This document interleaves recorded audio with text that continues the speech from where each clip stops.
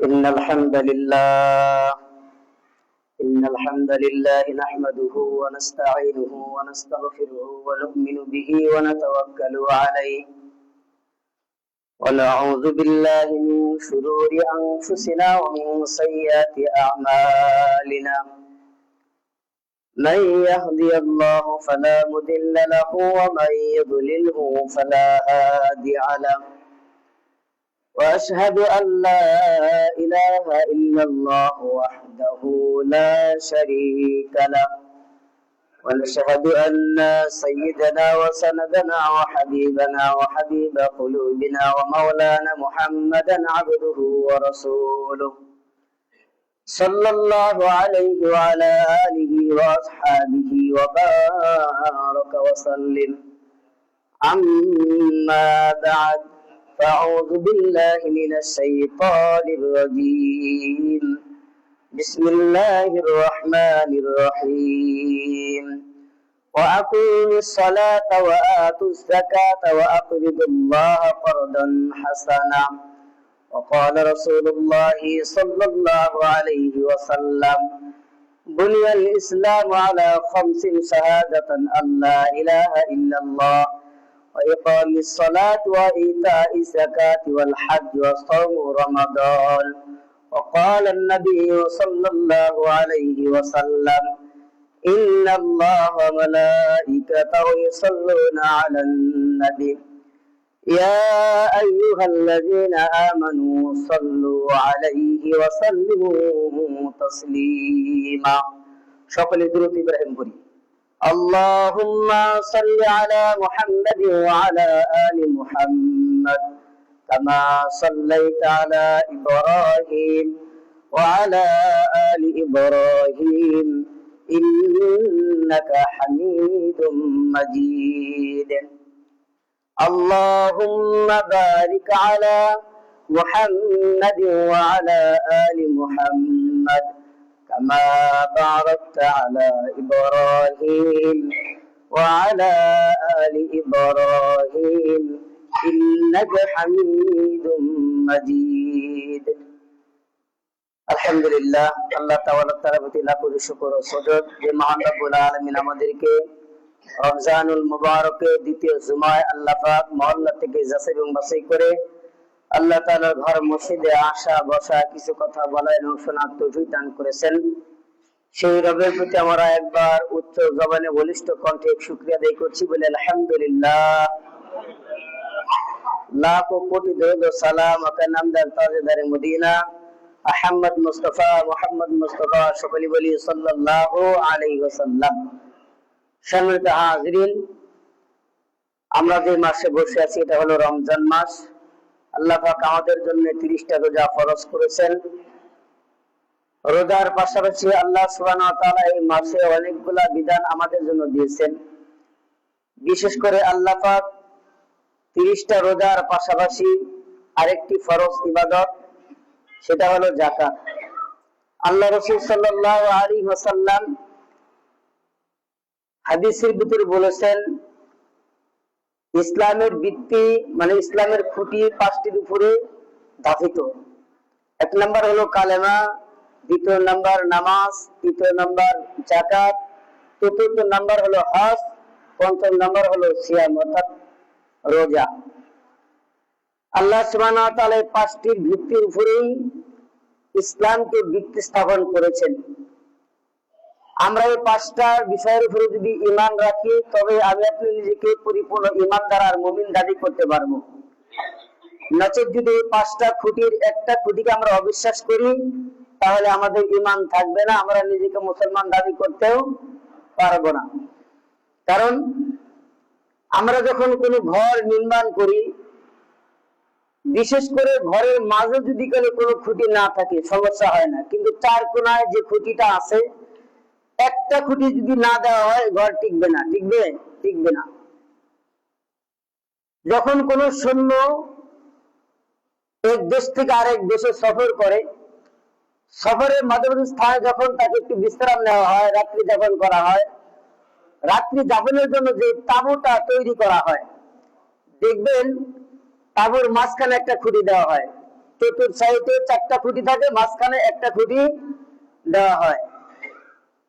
এই মাঝের যে খুঁটিটা, এটা হলো লা ইলাহা ইল্লাল্লাহ। এই খুঁটিটার নাম কি? লা ইলাহা ইল্লাল্লাহ। এই 4টা তাবুর খুঁটি, প্রথম খুঁটি যেটা লা ইলাহা ইল্লাল্লাহ, এই খুঁটিটা যদি না দেয় তাহলে তাবু ঠিক থাকবে না, ঝুলে পড়ে যাবে, থাকার অবস্থান সেখানে হবে না। এই জন্য যখন একটা মানুষ প্রথম পড়ে নিয়েছে লা ইলাহা ইল্লাল্লাহ, আল্লাহ সুবহানাহু ওয়া তাআলা ক্রমাগত ভাবে আরো যে 4টা আল্লাহ সুবহানাহু ওয়া তাআলা আমাদের জন্য 4টা বিধান ফরজ করেছেন, এই 4টা মানা আমাদের জন্য ফরজ হয়ে যায়। সুবহানাল্লাহ বলেন। 1 নাম্বার কালেমা, 2 নাম্বার নামাজ, 3 নাম্বার যাকাত, 4 নাম্বার হজ, 5 নাম্বার কি? সিয়াম, রোজা। আল্লাহ সুবহানাহু ওয়া তাআলা সেই রমজানুল মুবারক আমাকে আপনাকে দান করেছেন। রমজান মাস পেয়েছি, রমজানের দ্বিতীয় জুমায় আল্লাহ পাক আমাকে আপনাকে বসার তৌফিক এনায়েত করেছেন, এই জন্য আবারও বলি আলহামদুলিল্লাহ। সম্মানিত হাজরিন, আজকে যে বিষয় নিয়ে আলোচনা করব সেটা হলো যাকাত সম্বন্ধে। আল্লাহ রাসূল সাল্লাল্লাহু আলাইহি ওয়াসাল্লাম যে যাকাতের বিষয়টা নিয়ে আলোচনা করেছেন, আল্লাহ কোরআনুল কারীমেও যাকাত সম্বন্ধে আলোচনা করেছেন। যাকাত শব্দের আবিধানিক হলো বৃদ্ধি পাওয়া, বেড়ে যাওয়া, পবিত্রতা হওয়া, এগুলো হলো যাকাতের শাব্দিক অর্থ। বিশেষ করে যে যাকাতের অর্থ আল্লাহ রাসূল সাল্লাল্লাহু আলাইহি ওয়াসাল্লাম ঘোষণা করেছেন সেটা হলো পবিত্র হওয়া। আল্লাহ রাসূল হাদিসের ভিতরে বলেন, আত-তাহুরু শাতরুল ঈমান, পবিত্রতা হলো ঈমানের অঙ্গ। মুহাদ্দিসগণ এই হাদিসের ব্যাখ্যায় বলেছেন, মানুষের বাহ্যিক সূরত অর্থাৎ মাথা থেকে পা পর্যন্ত ওযুর মাধ্যমে, গোসলের মাধ্যমে পবিত্রতা যেটা অর্জন করে সেটা হলো বাহ্যিক স্রোতের পবিত্রতা, এটা হলো আমাদের দেহের পবিত্রতা। কিন্তু আল্লাহ পাক আমাদেরকে যে সম্পদ দিয়েছেন, যে সম্পদের মালিকানা বানিয়েছেন, এই সম্পদের পবিত্রতা অর্জন করতে হলে যাকাতের কোনো বিকল্প নাই। অবশ্যই যাকাত দেওয়ার মাধ্যমে আমাদের সম্পদকে পবিত্র বানাইতে হবে। বলেন সুবহানাল্লাহ। এই জন্য আল্লাহ রাসূল সাল্লাল্লাহু আলাইহি ওয়াসাল্লাম বলেছেন, যাকাত শব্দের অর্থ হলো পবিত্রতা করা। যাকাত শব্দের অর্থ কি? পবিত্রতা করা। এখন আমি আপনি যাকাত দিয়ে লাভটা কি হয়? এই পৃথিবীতে একজন আরেকজনের সাথে সম্পর্ক থাকে, অনেক মানুষের সাথে সম্পর্ক থাকে, কিন্তু আল্লাহ সুবহানাহু ওয়া তাআলা বলেছেন, আল্লাহর সাথে যদি সম্পর্ক রাখতে চাও, নামাজের মাধ্যমে আল্লাহ তাআলার সাথে সম্পর্ক করা যায়। আল্লাহ তাআলার সাথে কিসের মাধ্যমে সম্পর্ক করা যায়? নামাজের মাধ্যমে। আর বান্দার সাথে, মানুষের সাথে সম্পর্ক যদি করতে হয় তাহলে যাকাতের মাধ্যমে, অর্থ ব্যয়ের মাধ্যমে, রিজিক ব্যয়ের মাধ্যমে মানুষের সাথে সম্পর্ক জোড়াইতে হবে, গড়াইতে হবে। এই জন্য আল্লাহ এবং মানুষের সাথে দুই পদ্ধতিতে সম্পর্ক হয়। আল্লাহর সাথে যেই সম্পর্ক হয় এটা হলো নামাজের মাধ্যমে। আল্লাহ বলেছেন, ওয়া আকিমিস সালাতা ওয়া আতুজ যাকাত, তোমরা নামাজ কায়েম করো, যাকাত প্রদান করো। বলেন সুবহানাল্লাহ। কে বলেছেন?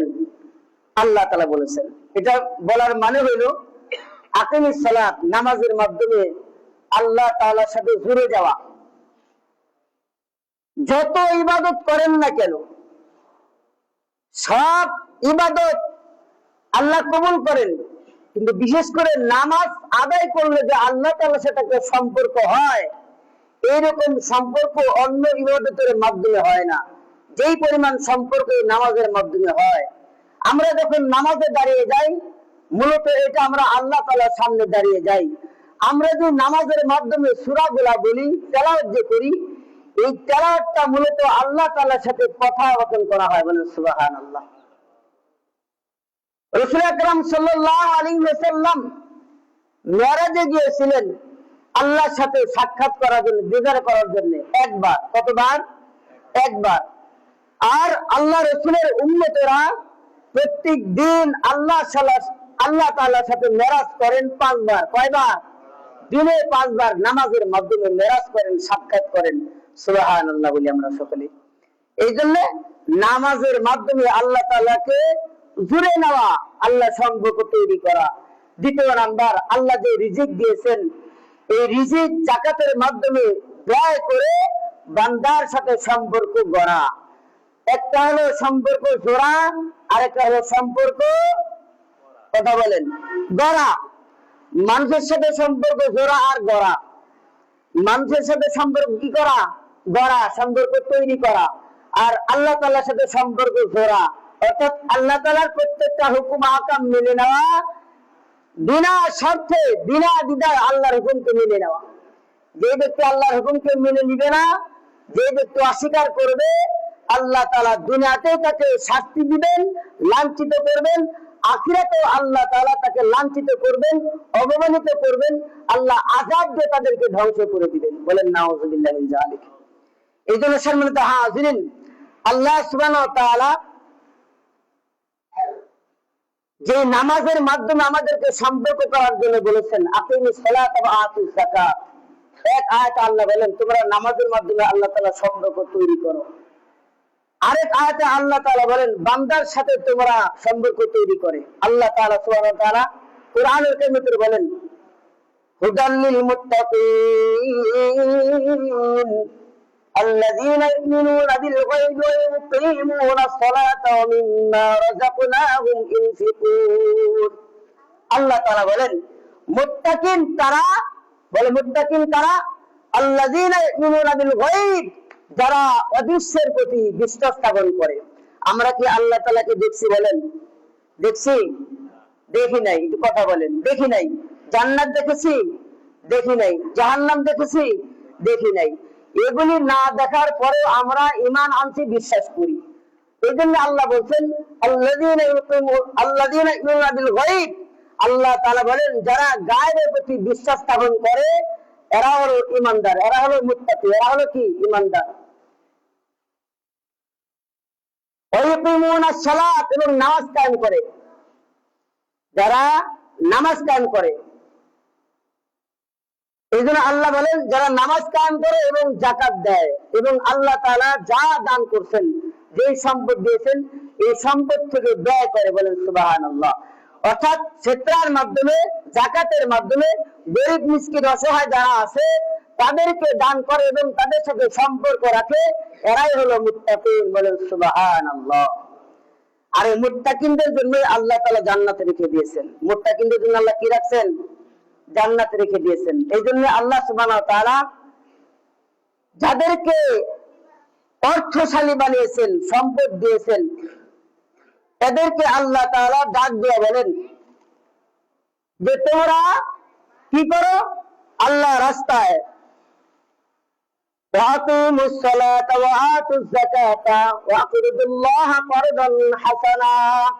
আল্লাহ তাআলা ঘোষণা করেন তোমরা নামাজ কায়েম করো এবং যাকাত প্রদান করো। ওয়াকরিদুল্লাহ করদান হাসানা, এই যাকাতটা মূলত আল্লাহ তাআলার, আল্লাহ রাস্তায় দান করো। ফিতরাটা মূলত আল্লাহ রাস্তায় দান করো। গরীব মিসকিন অসহায় যারা আছে তাদেরকে দান করলে আল্লাহকে দান করা হয়। বলে সুবহানাল্লাহ। ওয়াকরিদুল্লাহ করদান হাসানা, তোমরা আল্লাহ তাআলাকে কর্জে হাসানা দাও। বলে সুবহানাল্লাহ। ধার দাও। এখান থেকে একটা প্রশ্ন আমাদের আসতে পারে যে আল্লাহ তাআলাকে আমরা কর্জ দিব, আমরা আল্লাহ তাআলাকে দান করব, আল্লাহ কি গরীব নাকি? প্রশ্ন আসতে পারে কিনা বলেন? আল্লাহ বলেন আল্লাহ গনিয়ুন, আমি হলাম ধনী। আল্লাহ কি? আল্লাহ হলেন ধনী। আল্লাহ হলেন ধনী আর আমরা হলাম গরীব। গরীব। ওয়া আনতুম ফুকারা, আমরা হলাম কি? গরীব। এরপরে আল্লাহ যে বললেন ওয়াকরিদুল্লাহ করদান হাসানা, তোমরা আমাকে কর্জে হাসানা দাও, অর্থাৎ আমাকে কিছু টাকা পয়সা, অর্থ দাও। এটা মূলত আল্লাহ তাআলাকে দেওয়া, তাদের মাধ্যমে গরীব দুঃখী অসহায় যারা আছে তাদের মাধ্যমে আল্লাহ তাআলাকে দেওয়া। আল্লাহ সুবহানাহু ওয়া তাআলা বলেন তারা কি জানে না যে গরীব মিসকিন যারা আছে, অসহায় যারা আছে তাদেরকে দান করা, তাদেরকে শ্রদ্ধা করা মানে আমি আল্লাহ তাআলাকে শ্রদ্ধা করা, দান করা। বলেন সুবহানাল্লাহ। বলেন আল্লাহ তাআলা বলেন আলিফ লাম মিম ইয়ালামু আন্নাল্লাহা ইয়াকবাদু আত-তাওবাতা আন ইবাদিহি ওয়া ইয়াহদি খুদুদু ওয়া ফারাকতানি। আল্লাহ তাআলা বলেন তারা কি জানে না যে গরিব মিসকিন অসহায় যারা আছে, গরিব অসহায় যারা আছে তাদেরকে দান করা মানে আমি আল্লাহ তাআলাকে দান করা। মূলত গরিবকে দান করলে আমি আল্লাহ তাআলাকে দান করা হয়। যে ব্যক্তি আমি আল্লাহ তাআলাকে দান করবে, কাল কিয়ামতের ময়দানে আমার পক্ষ থেকে ওই বান্দার সম্পদের উপরে আমি আল্লাহ তাআলা খুশি হয়ে সম্পদের কারণে আমি আল্লাহ তাআলা তার নামটা জান্নাতের খাতায় লিপিবদ্ধ করে দিবে। বলেন সুবহানাল্লাহ। কারণ যে সম্পদ আল্লাহ দিয়েছেন এই সম্পদটা আল্লাহ আমাদেরকে দিয়েছেন, পারলে আরেকজনকে দিতে পারতেন। আল্লাহ বলেন তোমাকে যেমন বিত্তশালী বানিয়েছি, এটা আমি আল্লাহ তাআলা তোমাকে পরীক্ষা করার জন্য বানিয়েছি। আমি আল্লাহ কাউকে যে গরিব বানিয়েছি এটাও তাকে পরীক্ষা করার জন্য আমি আল্লাহ বানিয়েছি, ঠিক কিনা? পরীক্ষা করার জন্য আল্লাহ তাআলা বানিয়েছেন। আমরা যে আল্লাহ তাআলার কাছে করব, দিব, দান করব, আল্লাহ তাআলা আরেক আয়াতে বলেন তুজিদুহু ইনদাল্লাহ, আল্লাহ তাআলাকে দান করলে ইহার জাযা খায়ের আল্লাহ পাক অবশ্যই তোমাদেরকে বদলায়া দিবেন। সুবহানাল্লাহ বলেন। আমরা যদি আল্লাহ তাআলার রাস্তায় যদি দান করি, আল্লাহ তাআলাকে যদি কর্জ দেই যাকাতের মাধ্যমে, কাল কিয়ামতের ময়দানে এই যে দান করলাম এটার জাযা খায়ের আল্লাহ কাল হাসরের ময়দানে আপনাকে আমাকে দান করবেন। বলেন সুবহানাল্লাহ। এই জন্য যাকাত দেওয়ার দরকার আছে না নাই? গরিব দুঃখী যারা আছে, মিসকিন অসহায় যারা আছে তাদেরকে সাহায্য করা, সহযোগিতা করার দরকার আছে না নাই? সৈয়দা হাজরিন, রমজান মাস চলতেছে। এই রমজানের ভিতরে আমরা ইফতারি খাই, আমরা সেহরি খাই, এবং সামনে যে ঈদুল ফিতর আসবে, ঈদগাহ, ঈদের জন্য আমরাও কেনাকাটা করব। গরিব যারা আছে তাদের ক্রয় করতে হবে, কেনাকাটা করতে হবে। এই জন্য এখন থেকে যাদের উপরে যাকাত ফরজ হয়েছে তাদেরকে অবশ্যই যাকাত দিতে হবে। 1 লাখ টাকায় 2500 টাকা যাকাত দিতে হয়। 1 লাখ টাকায় কত? 2500 টাকা যাকাত দিতে হয়। আর এবছরে যে ছাত্রার হার দিয়েছেন সর্বনিম্ন হলো 110 টাকা দিন প্রতি। সর্বনিম্ন কত? 110 টাকা। আর সর্ব উচ্চ হলো 2805 টাকা। 2800 কত টাকা? 5 টাকা। এটা হলো সর্বোচ্চ, এটা বেশি। আর সর্বনিম্ন হলো 110 টাকা। আমরা এখন থেকে ইনশাআল্লাহ ফিতরা এবং যাকাত আমরা কি করব?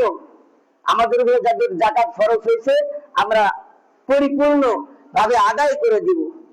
আমরা যদি যাকাত যদি আমরা আদায় না করি, যাকাত আদায় করলাম না, যাকাতও দিলাম না, তাহলে এই সম্পদ যে আল্লাহ দিয়েছেন এটা পবিত্র হবে না। মানুষের দেহ যেরকম পবিত্র করা দরকার, মানুষের সম্পদ এরকম পবিত্র করা দরকার। কারণ আল্লাহ পাক কোরআনুল কারীমের ভিতরে বলেছেন ইন্নামা আমওয়ালুকুম ওয়া আওলাদুকুম ফিতনা। অধিকাংশ সন্তান এই সমস্ত বান্দাদেরকে জাহান্নামে দিয়ে যাবে, মুসিবতের কারণে দাঁড়াবে। এই সমস্ত বান্দারা তাদের সন্তানদেরকে দ্বীনের পথে পরিচালিত করতে পারে নাই, ওই সমস্ত সন্তানেরা মানুষের জন্য এক প্রকার ফিতনা হয়ে যাবে। দ্বিতীয় নাম্বার, আল্লাহ পাক যে ধন সম্পদ দান করেছেন, অর্থ দান করেছেন, এই ধন সম্পদ যদি আল্লাহ রাস্তায় ব্যয় না করে, যদি খারাপ রাস্তায় ব্যয় করে, অবৈধ রাস্তায় ব্যয় করে, এই সম্পদটাকে জাহান্নামে নিয়ে যাবেন। নাউযুবিল্লাহ। এই জন্য আল্লাহ বলেন ইন্নামা আমওয়ালুকুম ওয়া আওলাদুকুম ফিতনা। মানুষের জন্য সন্তানাদি এবং ধন সম্পদ এক প্রকারের ফিতনা হয়ে দাঁড়াবে। এই ধন সম্পদ যদি মানুষ ভালো রাস্তায় খরচ করে, তাহলে এই ধন সম্পদ এবং সন্তানাদি জান্নাতের দিকে ডাকবে, জান্নাতের দিকে নিয়ে যাবে।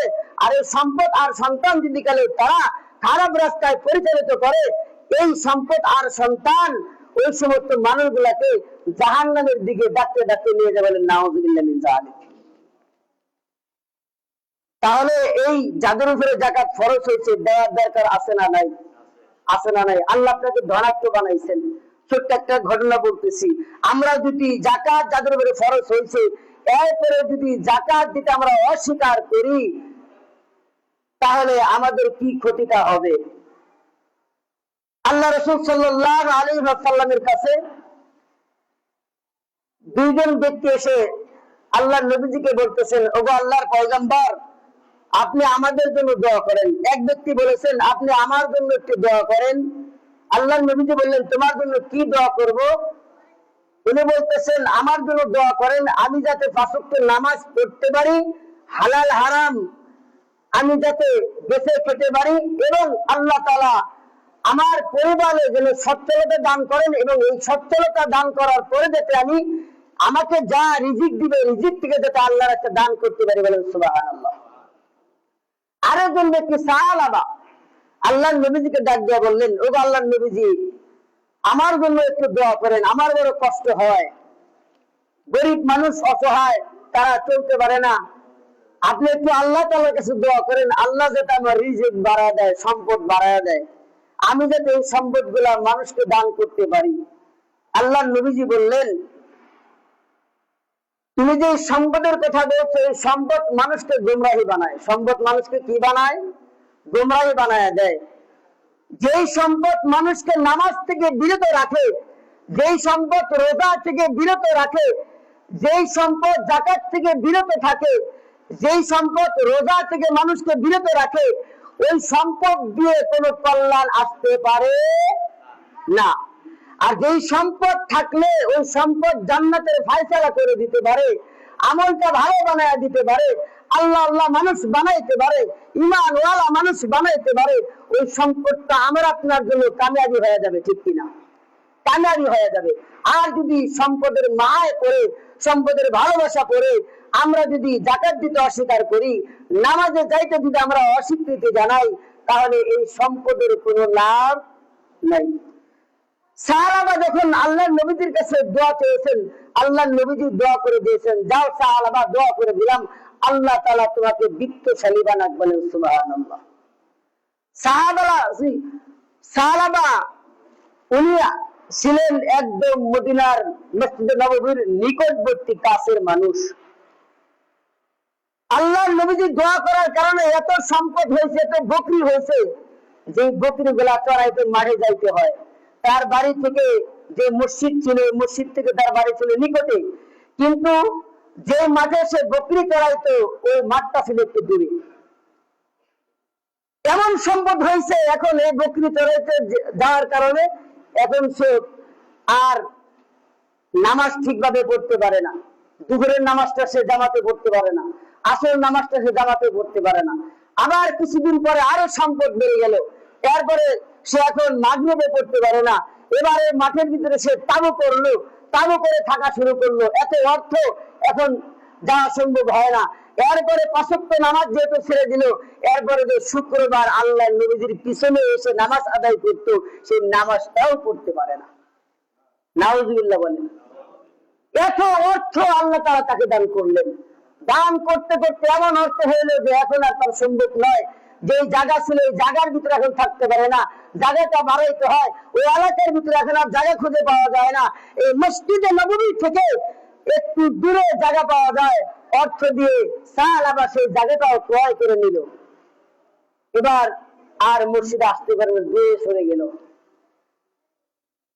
আল্লাহ সুবহানাহু ওয়া তাআলা আল্লাহ রাসূল সাল্লাল্লাহু আলাইহি ওয়াসাল্লামকে বললেন, খুযু মিন আমওয়ালিহিম সাদাকা। ওগো আল্লাহর নবীজি, আপনি সাদাকা এবং যাকাত প্রদান করুন, আদান প্রদান করেন। অর্থাৎ রমজান মাস আসে, আপনি যাকাত এখন কি করেন? আদায় করেন। আল্লাহর নবীজি সাহাবাদেরকে ডাক দিয়ে বলেন, সাহাবায়ে কেরাম তোমরা শোনো, যাও সাহাবার কাছ থেকে যাকাত নিয়ে আসো। সাহাবার কাছে কি নিয়ে আসো? যাকাত নিয়ে আসো। এবং সুলাইম গোত্র যারা আছে, এই গোত্রের কাছ থেকে যাকাত নিয়ে আসো। সাহাবায়ে কেরাম চলে গেলেন যাকাতের জন্য। সুলাইম গোত্রের লোকদেরকে ডাক দিয়ে বললেন, আল্লাহ রাসূল সাল্লাল্লাহু আলাইহি ওয়াসাল্লাম বলেছেন তোমাদেরকে যাকাত দেওয়ার জন্য, তোমাদের যে অর্থ হয়েছে গুনে গুনে অর্থের ভিতর থেকে যেই পরিমাণ যাকাত তোমাদের উপরে ফরজ হয়েছে, এই পরিমাণ যাকাত আল্লাহ রাস্তায় দান করো। অর্থাৎ বাইতুল মাল, কোষাগারে তোমরা দান করো। সুলাইম গোত্রের লোকেরা সমস্ত যাকাত পায় পায় করে হিসাব করে আল্লাহর নবীজির সাহাবার কাছে দান করে দিলেন। দেখুন আল্লাহর নবীজির সাহাবার কাছে পৌঁছলো, যা বললেন, ওগো সাহাবা আল্লাহ পাক তো তোমাকে অনেক অর্থশালী বানিয়েছেন, অনেক বিত্তশালী বানিয়েছেন, আল্লাহর নবীজি পাঠিয়েছেন তোমার কাছ থেকে যাকাত নেওয়ার জন্য, তুমি যাকাত দাও। সাহাবারা ডাক দেয়া বলেন, দেখি তোমাদের কাগজটা এখানে দাও। দেখছে যে কত টাকা দিতে হয়, এত টাকা দিতে হবে সম্পদ। এবার সাহাবারা ডাক দেয়া বলেন, আল্লাহর নবীজি যে কথাটা বলছে এটা তো আমার জন্য বলে নাই, এটা আমার জন্য বলে নাই, তোমাকে যে পাঠিয়েছিল সুলাইমান গোত্র যারা জিজিয়া, অর্থাৎ হিন্দু যারা, কাফের যারা, মুশরিক যারা, তাদের কাছ থেকে যে কর নেওয়া হয় এটাকে আরবিতে বলা হয় জিজিয়া। আরবিতে কি বলা হয়? জিজিয়া।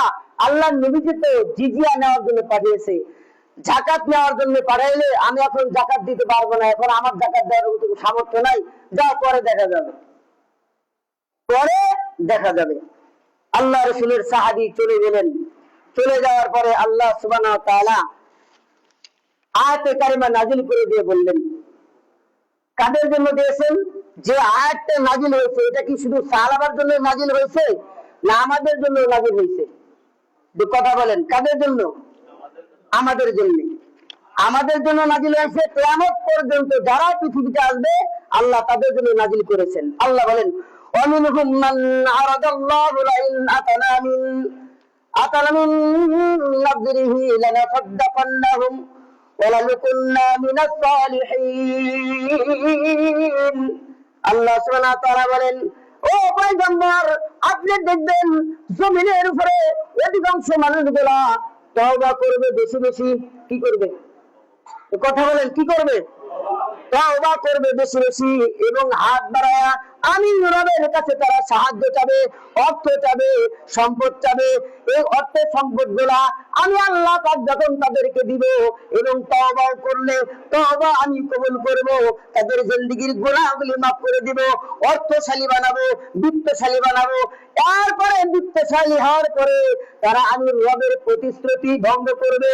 আমার কাছে যে সাহায্য চেয়েছিল, আমার কাছে যে তওবা করেছিল, তারা তওবা করবে না, অস্বীকার করবে, নাফরমানি করবে, বরঞ্চ যাকাত দিতে অস্বীকার করবে। যে সম্পদ দিয়েছিলাম এই সম্পদ আল্লাহ রাস্তায় খরচ করতে তারা অস্বীকার করবে। কে বলছেন? আল্লাহ তাআলা বলছেন। এই আয়াত রাত্রিতে নাজিল হয়েছে। নাজিল হওয়ার সঙ্গে সঙ্গে আল্লাহর নবীজির সামনে ছিলেন সালাবার চাচা। এই আয়াত নাজিল হওয়ার সঙ্গে সঙ্গে সালাবার চাচা একটা উট নিয়ে সালাবার বাড়ির দিকে দৌড়ে চলছেন। যা বলতেছে, ওগো সাহাবা, আমি তোমার চাচা এসেছি, তুমি আল্লাহর নবীজি যাকাত নেওয়ার জন্য তোমার কাছে পাঠিয়েছিল, তুমি যাকাত দিতে অস্বীকার করেছো, কিন্তু আল্লাহ পাক আয়াতে কারিমা নাযিল করে দিয়েছেন, তুমি যদি এই মুহূর্তে যাকাত না দাও ধ্বংস হয়ে যাবা, অচিরেই তুমি আল্লাহর নবীজির কাছে যাকাত দিয়ে আসো। সাহাবা রাত্রিতেই অনেক সম্পদ নিয়া, বকরি নিয়া ফজরের নামাজের পড়াবেন, এর আগেই সাহাবা আল্লাহর নবীজির সামনে যায় উপস্থিত। বলে সুবহানাল্লাহ। উপস্থিত হয়েছেন। আল্লাহর নবী দেখলেন বিশাল বকরির পাল এবং সম্পদ। ডাক দিলেন, ওগো সাহাবায়ে কেরাম, এই সম্পদ গুলা কে আনছে? কারা আনছে? সাহাবা ডাক দিয়ে বলে, ইয়া রাসূলুল্লাহ, এই সম্পদ গুলা আমি আনছি যাকাত দেওয়ার জন্য। কিসে দেওয়ার জন্য? যাকাত দেওয়ার জন্য আনছি। ওই সময় পাঠাইছিলেন, দিতে পারি নাই, এখন আনছি দেওয়ার জন্য। বলেন তো, স্বেচ্ছায় দিছে না চাপে পড়ে দিছে? কথা বুঝাইতে পারি নাই। স্বেচ্ছায় দিছে না চাপে পড়ে দিছে? বাংলাদেশে যদি সরকার আজকে ঘোষণা দেয় যারা যাকাত দিবে না, ব্যাংকে যাদের টাকা আছে সব মেরে দেওয়া হবে, তাহলে দেখবেন খুঁজা খুঁজা দিবে। ঠিক কিনা? দিবে কিনা বলেন? খুঁজা খুঁজা দিবে। যদি এটা বলা হয় যাদের উপরে যাকাত ফরজ হয়েছে এই সমস্ত মানুষগুলা চিহ্নিত করা হবে, লিস্টি করা হবে, যদি যাকাত দিতে অস্বীকার করে জেল খাটতে হবে। কেউ কোনোদিন যাকাত দিতে অস্বীকার করবে? কথা বুঝাইতে পারি নাই। অস্বীকার করবে? খুঁজা খুঁজা হইলেও আমি যাকাতের নিসাব পরিমাণ মালিক হয়েছি, যাকাত দিব। এখন যাকাত কত টাকা থাকলে যাকাত দিতে হয়? 7.5 ভরি স্বর্ণ এবং 52 তোলা রূপার, এটার দামের মূল্য যার কাছে 1 বছর অতিবাহিত হবে তাকেই যাকাত দিতে হবে, তার উপরে যাকাত ফরজ। ঠিক কিনা? এখন বলেন তো, 52.5 তোলা সোনা, 52.5 তোলা রূপার দাম আমার আপনার নাই? এটা বুঝাইতে পারি নাই। যারা আও করেন না বলে নাই, আছে না নাই? এখন আমরা জাকাত দেই না, আবার কিছু জাকাত যেটা দেই এটা আল্লাহ তাআলা পেটকে ফাঁকি দেওয়ার জন্য দেই। জাকাত আছে 2 লক্ষ টাকা, 10,000 টাকার লুঙ্গি কিনা দেওয়া বলি জাকাত দেওয়া শেষ। এরকম মানুষ আছে না নাই? তাদের বিষয়ে আল্লাহ বলছেন তারা হয়তো মনে করেছে যে আমি আল্লাহ তাআলা জানি না, তারা যে কৌশল খাটাচ্ছে এই কৌশলটা মনে আমরা জানি না। আল্লাহ বলেন ওয়ামাকারু ওয়ামাকারুল্লাহ আল্লাহু খায়রুল মাকিরিন, আমি অবশ্যই বান্দার কৌশল সম্বন্ধে জানি, ঠিক কিনা? তো যখন সাহাবা শেষ করে দিচ্ছি, সাহাবা যখন যা বলছেন আল্লাহর নবীজি বললেন ওকে সাহাবা তুমি তোমার সম্পদ ফিরিয়ে নিয়ে যাও, আল্লাহ পাক তোমার নামে আয়াত নাযিল করেছে এই সম্পদ আর আল্লাহ গ্রহণ করবেন না, বলেন নাউজুবিল্লাহ। এইখান থেকে শিক্ষা নেওয়া দরকার, যদি সাহাবার যদি সম্পদ আল্লাহ কবুল না করেন, রাসূল যদি কবুল না করেন, বিত্তশালী যদি হয়, তারা পৃথিবীর বাদশাহ যদি হয়, কোন মূল্য আছে বলেন? কোন মূল্য আছে? কোন মূল্য নাই। আর আল্লাহ যদি ফকির বানায়া যদি আল্লাহ তাআলার সম্মান আর মর্যাদা আমাকে বাড়ায় দেয়, এটাই সবচেয়ে উত্তম, ঠিক কিনা? এই জন্য শান্ত হাজিরিন, আমরা যারা অর্থশালী আছি, বিত্তশালী আছি, আমাদের উপরে যাদের যাকাত ফরজ হয়েছে অবশ্যই যাকাত দিব। আমরা যাতে সাহাবার চরিত্র আমরা যাতে ভিতরে না আনি যে এখন দিব না পরে দিয়ে দিব, কারণ সম্পদের মায়া আমার আপনার বেশি। এই জন্য আল্লাহ বারবার বলেছেন এই সম্পদ এবং সন্তান মানুষের জন্য এক প্রকার ফিতনা হয়ে দাঁড়াবে, এক প্রকার ফিতনা হয়ে দাঁড়াবে। এই ফিতনা থেকে বাঁচতে হলে আপনার সম্পদ এবং সন্তান এবং আপনাকে পবিত্র হতে হবে।